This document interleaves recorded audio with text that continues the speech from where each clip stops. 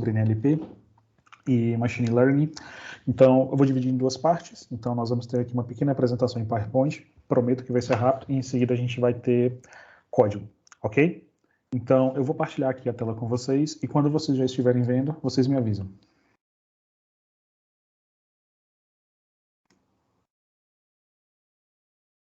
Ok? Já estão a ver?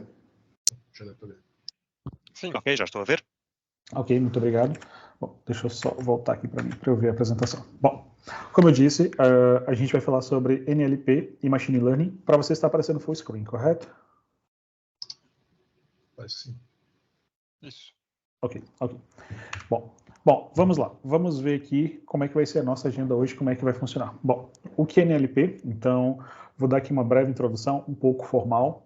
Prometo que vai ser breve mesmo. E, em seguida, a gente vai ver por que a gente vai usar NLP, como usar NLP, bons e maus exemplos de NLP e Data Science, análise de resultados e melhoria de resultados. Então, rapidamente aqui a gente vai passar por esses tópicos, alguns um pouco mais teóricos, mas vocês vão ver que quando a gente for ver a apresentação, quando a gente for ver o hands-on, tudo vai se encaixar, tudo vai ficar, os conceitos vão se alinhar. Bom, formalmente, o que é NLP? A gente tem essa definição aqui formal. Mais uma vez, se vocês tiverem dúvidas, se vocês tiverem alguma pergunta, podem me interromper. Podem me interromper agora ou podem me interromper no final, não tem problema. Todas as fontes que eu vou utilizar aqui vão estar nesse slide, então, se vocês quiserem, depois eu posso partilhar com vocês, não tem problema nenhum. Então, formalmente, o que é NLP? Bom, é um método analítico onde a gente pode processar, seja informação falada ou seja informação escrita. Toda produção natural, toda linguagem que a gente produz, a gente consegue processar com NLP. Então, NLP é uma parte da ciência da computação, da inteligência artificial, que tenta sistematizar esse processo. Então, assim, a gente tenta analisar, compreender, sistematizar a linguagem humana. Percebam que a linguagem humana ela não se resume somente a inglês, português, francês e espanhol. A gente tem diversas linguagens e as mais diferentes frameworks, as mais diferentes ferramentas tentam trabalhar com esse tipo de informação. Algumas são mais fáceis, a depender de qual ferramenta a gente escolhe, outras são mais difíceis, mas todas vão almejar, todas vão tentar alcançar esse objetivo, que é a gente compreender, a gente tirar informação, a gente conseguir analisar isso e gerar conhecimento a partir dessa fonte de dados, ok? Bom, aqui eu vou começar a entrar um pouco mais nos conceitos que a gente vai precisar para que quando a gente for para o hands-on, a gente consiga ter uma certa percepção. O código vocês vão perceber que é super simples, a apresentação vai ser em Python, mas não vai ter nenhum bicho de 7 cabeças. Então vamos começando aqui com o corpus ou corpora. Que bicho é esse? Basicamente é a nossa fonte de dados, é de onde a gente vai extrair essa informação. Lembrando, ela pode ser um texto, ela pode ser uma canção, ela pode ser um livro, ela pode ser uma música, ela pode ser falada. O corpus corpora vai ser basicamente essa fonte de informação que a gente vai processar. Indo um pouco mais fundo, a gente tem a tokenização. Tokenização é o processo da gente quebrar em tokens, em pequenas partes, esse nosso corpus. Para que isso? Para que a gente consiga processar mais fácil, para que a gente consiga humanamente trabalhar com essas informações. Entenda um token como uma palavra, mas não necessariamente somente uma palavra, ela pode ser um conjunto de palavras. Então, o processo de tokenizar é o processo de quebrar esse nosso corpus em unidades menores. Normalização. Bom, a nossa fonte de dados, ou as nossas fontes de dados, podem ser de diversas fontes, podem ser de diversos lugares. Então, por que a gente tem que normalizar? Basicamente para uniformizar. Com isso, o que a gente pretende com isso? Bom, a gente vai uniformizar para que a gente consiga o mesmo algoritmo que a gente aplicar, a mesma solução que a gente aplicar, sirva de maneira abrangente, sirva de maneira geral. Então, se a gente tiver um corpus em inglês, um corpus em português, a gente vai ter que uniformizar isso para que a gente consiga tratar, para que a gente consiga trabalhar com essas informações. Descendo aqui, a gente vai ter n-grams e essas palavrinhas, stop words, stemming e lematização. Não se assustem, basicamente é. Quando a gente pega um corpus, quando a gente pega essa fonte de informações, algumas informações talvez não façam sentido. Por exemplo, se eu pego um texto, talvez artigos, talvez preposições não façam sentido. Talvez ela não agregue valor semântico à nossa análise. Então a gente pode simplesmente remover isso. Lembrando, isso tudo depende da nossa análise que a gente vai fazer. Então, esses frameworks que a gente vai vir a utilizar, eles facilitam esse nosso processo. Então, stop words são basicamente palavras ou são tokens que a gente pode simplesmente deixar de lado ali por enquanto na nossa análise. Stemming e lematização. são dois processos muito parecidos. Essencialmente, eles vão pegar a raiz de um token, a raiz de uma palavra. Qual a diferença? Na lematização, essa raiz ela ainda vai manter um significado na nossa língua. Por exemplo, se a gente pegar a palavra carreiras, quando a gente lematizar esse token, essa palavra, vai ficar carreira. Ok, o radical ficou comum.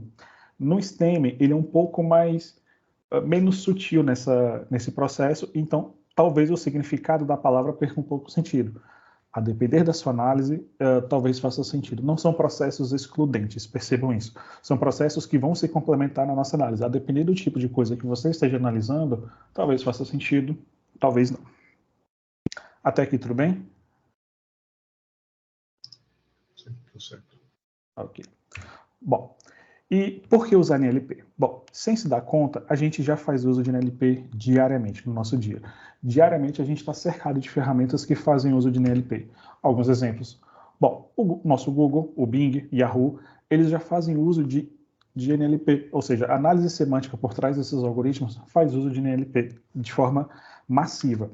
Bom, os tradutores, por exemplo, o Google Tradutor, seja o Traduzir da Apple ou qualquer outro aplicativo, esse processo de tradução, ele vai usar NLP e os algoritmos por trás. Então, a gente certamente já está cercado de processos de NLP. Aqui nós temos os GPS, por exemplo. A parte falada do GPS, ela utiliza massivamente NLP, ou seja, um outro exemplo que eu posso dar para vocês é a análise de sentimento, ou seja, se a gente pega um Twitter, se a gente pega um Reddit, a gente consegue extrair, ou seja, a gente pega os posts, que vai ser o nosso corpus, e a gente consegue extrair sentimentos disso. Ou seja, NLP está presente basicamente no nosso dia a dia. E por fim, aqui as nossas mensagens faladas, por exemplo, seja a sua mensagem no WhatsApp, seja, por exemplo, uma Assembleia Legislativa que grava as suas sessões, aquilo pode ser textualizado, ou seja, ela vai virar um corpus, ela passa por um processo de NLP e ele consegue ser textualizado e disponibilizado para quem queira. Bom, aqui já vamos começar a entrar nas ferramentas no que a gente consegue usar dentro de NLP. Novamente, a apresentação vai ser no âmbito de Python, mas dentro do Python a gente tem várias ferramentas, a gente tem um toolkit aqui bem extenso. Bom, a primeira que eu posso dizer novamente é que nenhuma dessas ferramentas são excludentes. A gente pode combinar umas com as outras. A gente pode, por exemplo, usar o NLTK com o Space, ou a gente pode usar o Gensim com o Space. Ou seja, a gente pode misturar essas ferramentas. Tudo vai depender do que você quer fazer, do que você se sente mais confortável. Algumas, os inputs podem ser de um tipo, por exemplo, o NLTK utiliza como input e output listas e strings.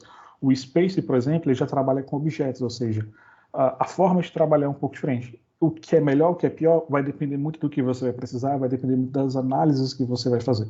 Não existe melhor ou pior, não existe bala de prata. Existe aquilo que melhor se adequa à tua necessidade.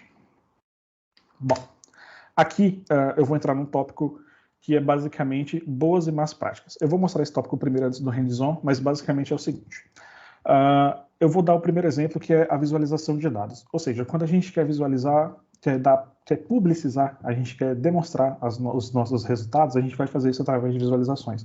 Eu vou dar um exemplo para vocês no hands-on. Aqui, percebam que essa imagem, essa visualização, não está trazendo muita informação para a gente. A gente tem ali uma tipografia que talvez não faça sentido, a gente tem um conjunto de cores que não faz sentido. É uma visualização que é extremamente carregada de informações e isso não dá visualização nenhuma para a gente. Então, isso é um mau exemplo de NLP e Data Science. Por quê? Porque, basicamente, a gente não consegue extrair informação dessa visualização. Nosso leitor vai ter que passar muito tempo, vai ter que navegar, vai ter que dirigir por muito tempo dentro dessa navegação para que ele consiga extrair informação. E não é isso que a gente quer. Um outro exemplo que eu trago para vocês é o vieses dos dados. O que é basicamente isso? Ou seja, nós, como sociedade, nós temos os nossos conceitos, preceitos, preconceitos, e os dados vão também ter isso. Então, cabe ao cientista de dados, ao analista de dados, quando pega um conjunto de dados, ele trabalhar esse tipo de coisa, esse tipo de informação. Ele tem que estar ciente que os dados que ele está trabalhando têm viés. E será que faz sentido tratar esse viés? Talvez sim, talvez não. Em geral, sim. Então, é importante quando um cientista de dados pega essa fonte de informação, ele tem a ciência de que os dados que ele tem em mãos pode ter viés e pode comprometer a análise dele. Aqui já partimos um pouco mais para código. Dentro do Python nós temos o PEP8, que basicamente como a gente pode organizar o nosso código é basicamente o roteiro de código que a gente tem que seguir, quais é a nomenclatura de variáveis, de métodos, funções dentro do Python. Isso serve para quê? Para que qualquer pessoa que leia o seu código Python, independente do lugar que ele esteja, independente da língua que ele fale, ele vai entender o seu código, ou seja, como é que a gente pode dentar o nosso código, como é que a gente pode criar nossas variáveis, como é que a gente pode criar os nossos métodos para que a leitura do nosso código fique mais simples. E por fim, aqui é um tópico basicamente de performance. O que acontece? Com o Data Science, a gente tem algumas libs que a gente consegue usar e elas são fantásticas. Por exemplo, NumPy, o Pandas, mas mesmo assim, muita gente ainda pega e tenta iterar dentro, por exemplo, de um dataset. Isso é ineficiente. Se você pega um conjunto de dados, por exemplo, de 20 GB, 30 GB, fazer um for dentro de um for, dentro de um for, você vai matar a performance e você não vai conseguir processar praticamente nada. Então, esse slide é basicamente para ilustrar, olha, existem formas melhores de você fazer o que talvez você queira fazer com vários loops. Então, o NumPy, por exemplo, ele disponibiliza formas maravilhosas da gente trabalhar com álgebra linear. O Pandas, por exemplo, disponibiliza formas maravilhosas da gente processar os nossos data frames. Então, esse slide fica como dica, olha, se você está fazendo um for dentro de um for dentro de for, repensa o que você está fazendo, que provavelmente alguma coisa não está legal. Bom, vamos para o hands-on. O código está todo disponível aqui no GitHub, então o código já está lá, caso vocês queiram reproduzir o que a gente já vai fazer aqui daqui a pouco, está tudo lá. Então, vou partilhar aqui com vocês agora o código. Vocês estão vendo o código ou vocês estão vendo o slide ainda? Agora fechou. Okay. Tá, vou partilhar novamente aqui. Então, tá cá. Vocês estão vendo o código? Sim. Ok. Sim. Bom, aqui temos o Jupyter. Você pode rodar esse código, seja no Jupyter, com Conda, você pode rodar isso no VS Code, você pode rodar no PyCharm, o que você achar melhor, o que você achar mais fácil. E é para ser simples. Bom, eu já rodei esse código, porque os processos mais para baixo vão ficar um pouquinho mais pesados, então toda a parte de, por exemplo, parte de treinamento da inteligência artificial, que usou rede neural, ou até mesmo da geração da imagem, que já eu mostro para vocês, isso demandou um certo tempo, então eu optei por deixar tudo já feito e não rodar na hora, porque senão a gente ia ficar aqui até um pouco mais tarde, ia ser um pouco desagradável. Mas bom, vou comentando todo o código. Bom, a primeira parte desse código são basicamente os imports. Aqui importamos inicialmente o NumPy, Pandas e Space. NumPy e Pandas já são velhos conhecidos. O Space basicamente vai ser a lib que a gente vai utilizar para processar a nossa NLP.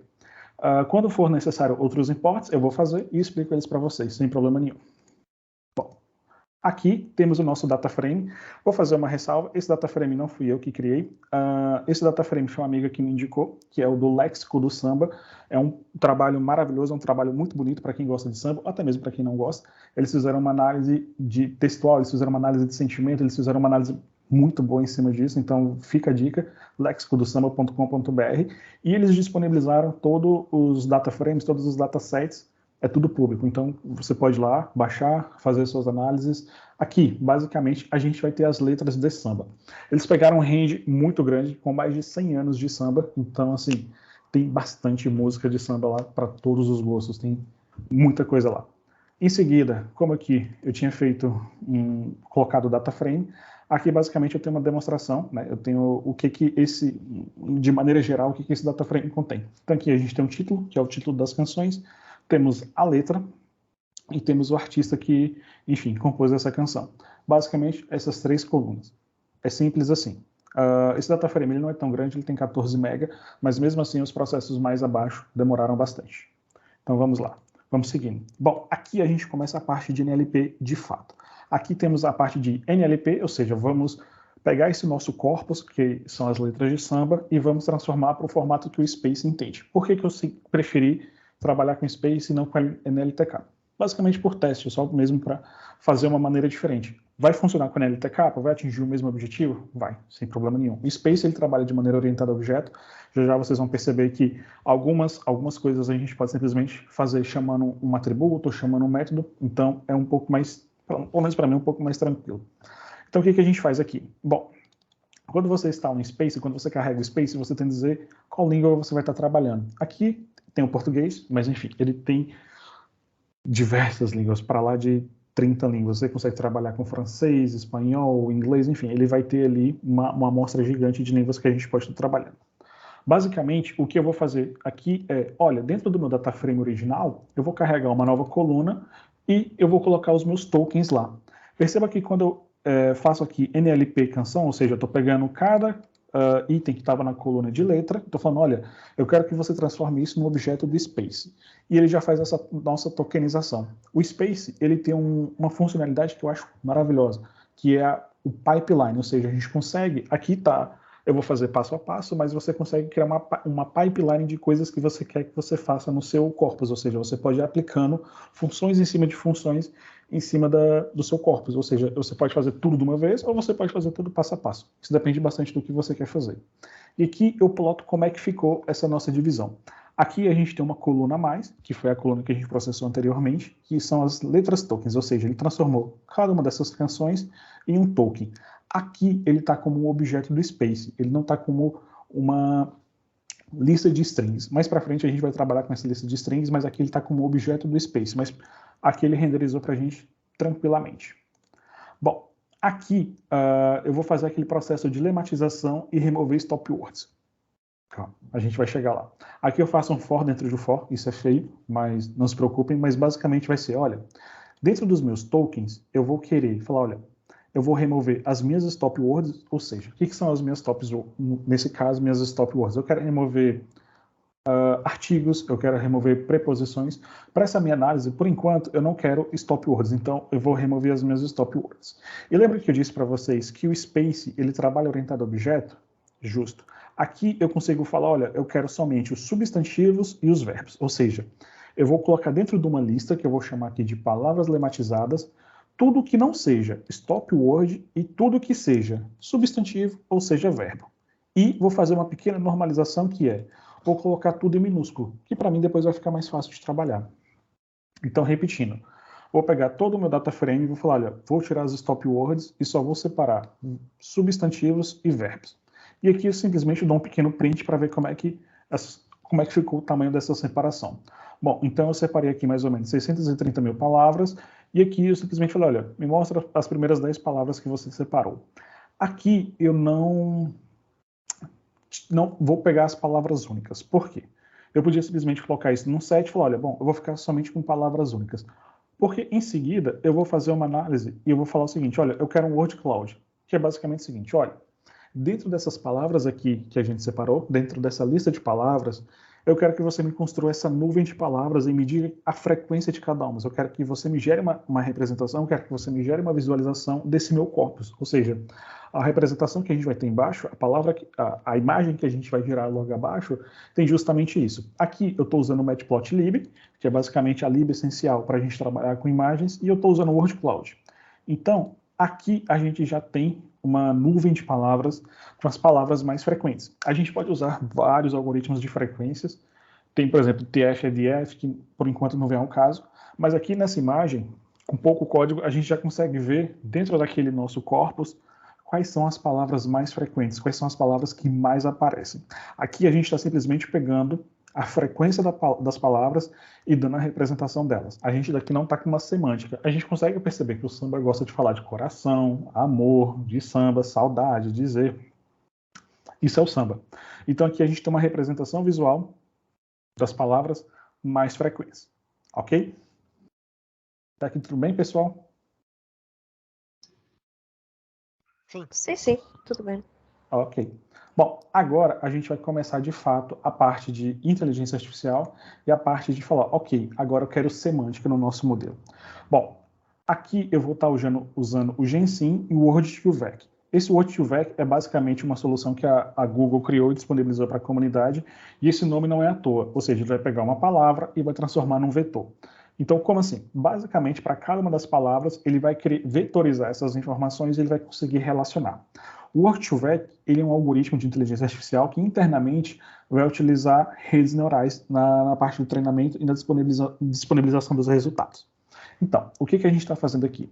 Basicamente, o Word2Vec, ele precisa de uma lista de tokens. Como assim? Cada token nosso precisa ser disponibilizado através de uma lista. Ou seja, nesse list comprehension aqui, eu transformo cada token meu, cada palavra minha, numa lista de lista. Ou seja, é o que ele precisa aqui para funcionar. Aqui já entra a parte dos parâmetros que a gente pode utilizar. Por exemplo, esse SG representa o skip grow. A gente tem dois tipos, cebol e skipgram e cebol. São duas formas diferentes da gente trabalhar quando a gente fala com o work2vec. A gente tem aqui o mínimo count. O que significa isso? Vamos supor que uma palavra aparece somente uma vez. Eu quero que ela apareça na minha análise. Vamos supor que eu quero falar o seguinte, eu só quero a partir de palavras que aparecem 10 vezes. Então, esse min count vai servir para isso. E temos uma infinidade de parâmetros aqui. Nesse momento, pode parecer piegas, mas é essencial a gente sempre estar olhando a documentação. É sempre importante a gente olhar a documentação e ver como é que a gente pode estar ajustando esses parâmetros. Por quê? É basicamente através desses parâmetros que a gente pode melhorar ou piorar a performance da nossa inteligência artificial. É importante lembrar também que a gente não está buscando somente a acurácia perfeita ou a gente está procurando a performance perfeita. Não, a gente vai ter que procurar um equilíbrio. Porque, por exemplo, só com esse pequeno modelo aqui que a gente rodou, ele demorou mais de 20 minutos para rodar. Ele demorou demais. Então, a depender dos parâmetros que a gente passa, isso demora bastante para a gente rodar. E, por fim, eu faço o treinamento dessa nossa rede. Ou seja, é super simples. Ou seja, a gente pega os nossos tokens que estavam lematizados, a gente transforma em lista de lista, a gente passa para o algoritmo do work2vec, ele vai criar esse nosso objeto, a gente faz o treinamento da nossa lista. Simples assim. E, por fim, aqui ele tem um output dele, e aqui a gente começa a adicionar semântica, a gente começa a adicionar uma análise mais aprofundada da nossa rede.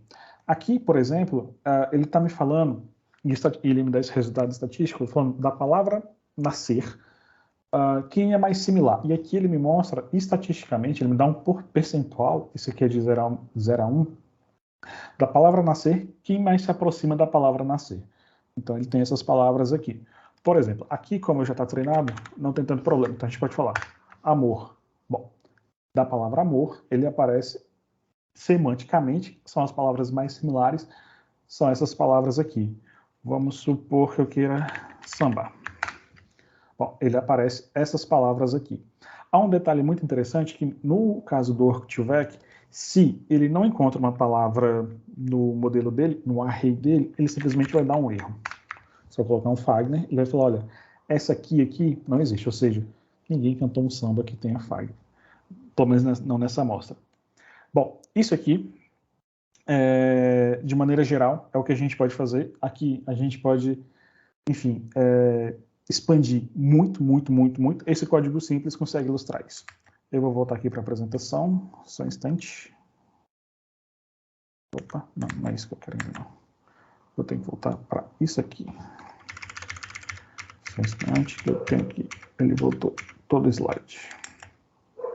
Pronto, vou voltar a partilhar com vocês. E é isso aqui. Vocês estão vendo os slides? Sim. Bom, por fim, é a nossa análise. Ok. Quando a nossa inteligência artificial, quando o nosso modelo está pronto e a gente já construiu, vem a parte da análise.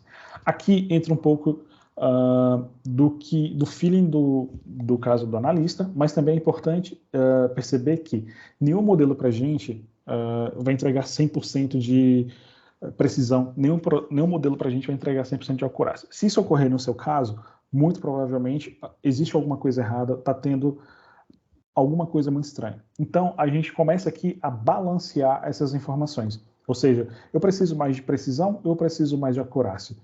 Talvez a performance seja ponderada nesse momento. Então, assim, dadas as informações que a gente tem, dados os dados que a gente tem que sempre ponderar o que vai ser melhor para o nosso modelo. Bom, aqui eu cito todas as fontes que... Perdão? Acho que não dá para ver o full screen da apresentação. Tá, deixa eu ver. Tá, aqui, basicamente, tá as fontes. Se vocês quiserem, depois eu disponibilizo para vocês.